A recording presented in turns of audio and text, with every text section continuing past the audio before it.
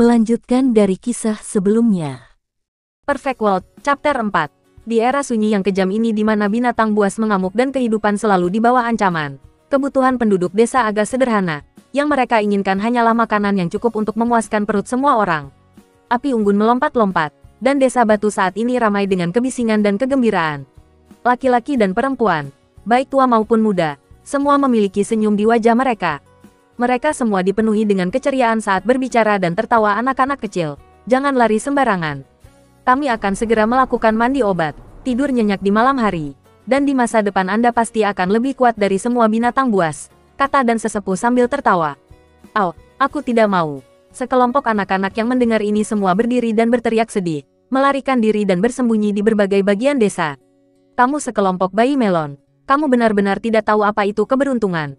Ini adalah tonik langka. Jika kita bisa mandi obat ini terus-menerus, otot dan tulangmu akan mampu menandingi makhluk raksasa itu. Semua orang dewasa mengkritik mereka, dan seperti menyambar anak ayam kecil, mereka mulai menangkap anak-anak mereka. Sakit. Saya tidak ingin pergi ke pemandian obat. Terakhir kali, rasanya seperti saya terpotong oleh pedang. Ayah, lepaskan. Aku tidak ingin direbus. Kelompok anak-anak sangat menentang, tetapi lengan kecil mereka tidak sebanding dengan kekuatan orang dewasa. Pada akhirnya, mereka semua tertangkap. Di dalam ruang kosong di dalam desa, 8 kuali tembaga besar telah disiapkan sebelumnya. Neraka di bawah mereka mengamuk, dan cairan di dalam kuali mendidih. Beberapa tetua melemparkan tangkai demi tangkai ramuan obat ke dalam, dan dari waktu ke waktu, mereka juga akan memasukkan kelabang panjang dan laba-laba seukuran kepalan tangan. Ini membuat cairan yang awalnya bening menjadi gelap dan keruh seperti tinta. Itu sangat menakutkan. Wajah kelompok anak-anak semuanya berubah menjadi hijau. Mereka semua ingin melarikan diri dan melarikan diri, tetapi mereka semua ditahan tanpa daya oleh orang dewasa. Segera setelah itu, beberapa penduduk desa datang dengan 10 guci. Beberapa tetua dengan lembut dan hati-hati membukanya sebelum menuangkan cairan merah tua ke dalam kuali tembaga besar, menyebabkan cairan hitam pekat itu mendidih lebih kencang. Ini adalah darah asli yang langka dari tubuh binatang buas yang terbunuh. Itu sangat berharga, dan terlepas dari apakah itu orang dewasa atau anak-anak yang menggunakannya, mereka semua akan mendapatkan manfaat luar biasa, meningkatkan fisik mereka.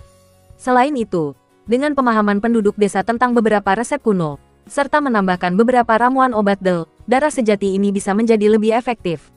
Selain darah asli, beberapa tetua juga menggunakan tulang sayap piton terbang, tulang kaki binatang berkaki satu, serta beberapa bahan lainnya dan menghancurkannya dengan susah payah sebelum melemparkannya ke dalam air mendidih. Ketika api padam dan isi kuali tidak lagi mendidih, suhu air akhirnya turun sedikit. Jeritan bersama dengan suara putong-putong terdengar saat kelompok pertama anak-anak dilemparkan ke dalam, dan setiap kuali berisi sekitar 2 atau 3 individu. Sakit. Air ini benar-benar bisa memasak kita hidup-hidup. Selamatkan aku. Tubuhku terasa seperti dipotong oleh pedang, dan kulit serta dagingku terbelah. Mereka semua meringis kesakitan, dan tangan mereka meraih kaki mereka. Satu persatu mereka semua bergegas keluar, hanya untuk didorong kembali ke dalam saat mereka berteriak tanpa henti.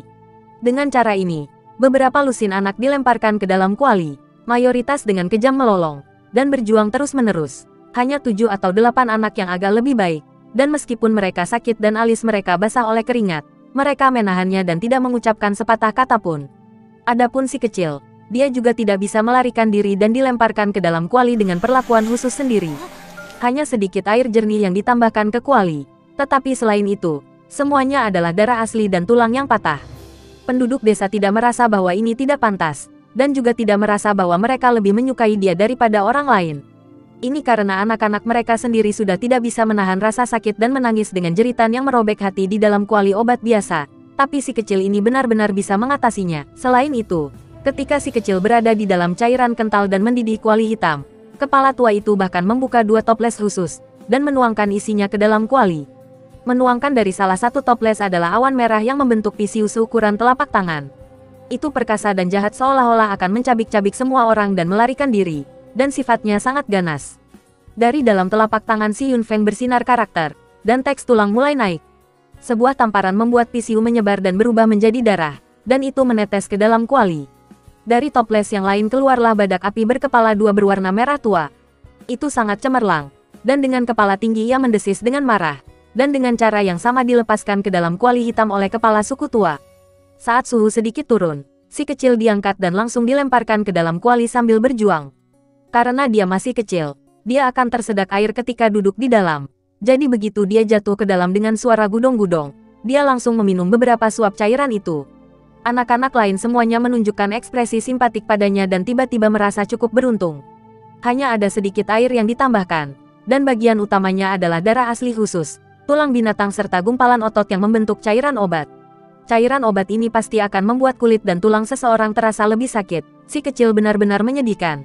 Bahkan beberapa orang dewasa tidak tahan.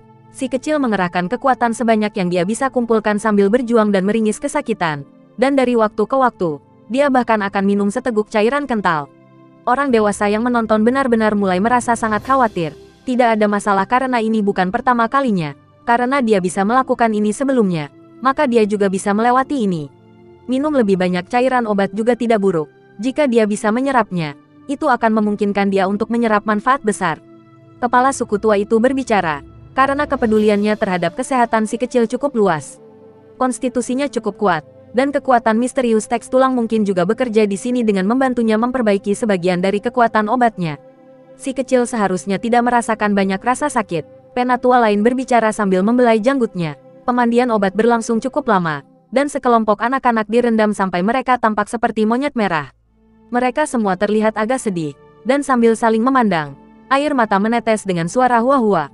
Hanya ketika mandi obat selesai, mereka berhenti menangis dan akhirnya merasa lega. Sementara di dalam kuali hitam, si kecil tidak menangis. Matanya yang besar melihat sekeliling, dan wajahnya memiliki sedikit rona merah, menyerupai apel besar.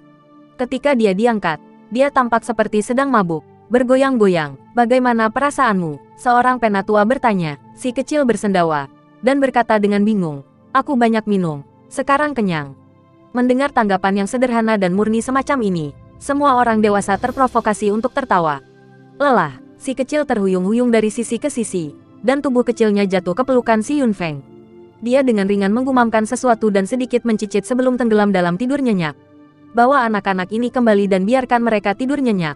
Besok, kekuatan mereka seharusnya meningkat dalam jumlah yang signifikan, kata kepala si Yunfeng. Akhirnya, beberapa tetua menyingkirkan cairan sisa. Mereka tidak membiarkannya sia-sia, tetapi sekali lagi menyalakan kuali tembaga dengan api dan menambahkan beberapa ramuan obat lagi. Mereka akan memasak sampai obatnya mengering dan menjadi kekuatan obat. Tidak hanya ini jenis tonik, tetapi juga jenis obat penyembuhan yang berharga. Membawanya untuk berburu di pegunungan bisa menyelamatkan nyawa. Dengan lingkungan yang keji dan sulit untuk berburu binatang ajaib, darah sejati benar-benar langka dan berharga. Mereka tidak mampu membuang bubuk obat yang begitu berharga bahkan setelah digunakan oleh anak-anak, dan tidak mau menyia-nyiakannya sama sekali. Secara alami, semua penduduk desa terkuat tidak peduli tentang ini, karena selama itu bisa menutup luka dan menyelamatkan hidup mereka, itu sudah cukup. Malam itu, semua anak tidur nyenyak. Keesokan paginya, banyak dari anak-anak kecil ini menangis dengan keras, karena kulit tua terkelupas, membuat tempat tidur mereka kotor. Pergi, ambil seember air dan cuci bersih dirimu. Setelah itu, angkat gumpalan batu kilangan itu. Ayah, itulah yang digunakan saudara ketiga untuk melatih kekuatannya. Bagaimana mungkin aku bisa mengangkatnya? Berhenti bicara omong kosong. Jika aku menyuruhmu mengangkat, maka angkat saja. Apakah Anda memberitahu saya bahwa kami menyia-nyiakan semua obat darah dan tulang yang sebenarnya tadi malam untuk apa-apa? Jika kamu benar-benar tidak membuat kemajuan, maka aku akan memukul pantatmu sampai berubah menjadi 8 bagian. Dini hari berikutnya, desa batu aktif seperti burung terbang dan anjing melompat. Semua anak dipaksa untuk memindahkan batu besar dan kuali tembaga sambil merengek berulang kali. Hasilnya jelas terlihat, anak-anak semuanya memperoleh kekuatan yang signifikan, dan fisik mereka menunjukkan peningkatan kekuatan. Namun, jika seseorang mengatakan bahwa mereka dilahirkan kembali, maka itu masih agak jauh dari kenyataan. Kaca-kaca, kepala desa, simbol telapak tangan kepala si Yunfeng memancarkan cahaya yang cemerlang, dan di dalam tangannya ada batang palu paduan emas. Dengan itu, dia menghancurkan bagian paling berharga dari tanduk naga-naga bertanduk naga menjadi berkeping-keping. Setelah itu, dia mengambil sebagian dari tulang cakar pisiu yang diamputasi serta sebagian kecil dari tanduk merah badak api, dan juga menghancurkannya sampai menjadi bubuk halus. Dia kemudian mencampur bubuk tulang yang dihancurkan ini dengan beberapa darah asli binatang buas, dan memasukkannya ke dalam susu binatang yang dimasak dengan lambat. Pada saat itu, aroma mulai meningkat dalam bentuk spiral. Setelah itu, sesepuh melemparkan tangkai demi tangkai tanaman obat. Segera setelah itu, cairan di dalam panci menjadi kacau, dan aromanya menjadi lebih kaya. Waktunya makan, anak kecil. Di dalam rumah batu, Si kecil mendengar teriakan dan dengan suara gulu, dia berbalik dan kemudian berdiri. Matanya yang baru bangun masih buram, tetapi saat aromanya bocor, dia dengan cepat menghirupnya. Dia segera merasa bersemangat, dan mulai bergumam ke arah itu. Baunya sangat enak, tentu saja. Ini adalah obat yang sangat berharga. Jadi jangan sia-siakan dan makan semuanya, berkata si Yunfeng tertawa dan berkata, si kecil memakannya seperti serigala. Dan tak lama kemudian, bubur panci itu benar-benar habis. Namun, konsekuensi negatif segera muncul karena dia benar-benar terlalu kecil, dan kekuatan obatnya terlalu kuat. Di pagi yang biasa ini, si kecil yang menggemaskan tiba-tiba mulai bertingkah seperti anak bermasalah. Kedua matanya menjadi merah seperti kelinci putih, dan dia mulai berlari kemana-mana, berteriak ayah tanpa henti. Ekor anjing kuning besar yang menyedihkan itu sekali lagi dicengkeram olehnya, dan terus-menerus ditarik. Ekornya hampir putus, dan melolong dengan air mata selama setengah hari. Itu mengganggu semua penduduk desa dan menyebabkan kekacauan. Wei, anak kecil, mengapa kamu menarik pagar istri saudaraku? Apa yang terjadi pada si kecil? Mengapa dia lari ke atap keluarga saya? Cepat, berhenti, jangan sobek ubinnya.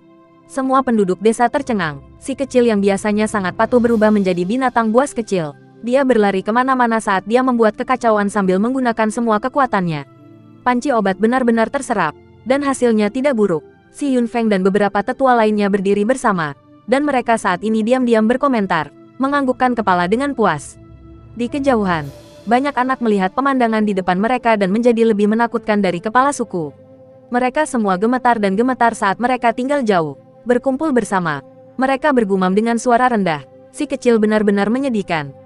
Telapak tangan si kecil bersinar dan dia mengangkatnya ke langit. Dari lengan kecil itu muncul teks tulang. Dan itu berkedip terus-menerus, itu benar-benar sangat misterius. Selain itu, fisiknya menjadi lebih kuat, dan kecepatan serta kekuatannya juga meningkat dengan selisih yang besar. Ini juga alasan mengapa kepala suku tua itu sangat puas. Hanya setelah 2 jam dia akhirnya tenang. Dia menggaruk kepalanya dengan linglung, dan berkata dengan suara rendah, "Iya, aku dalam masalah."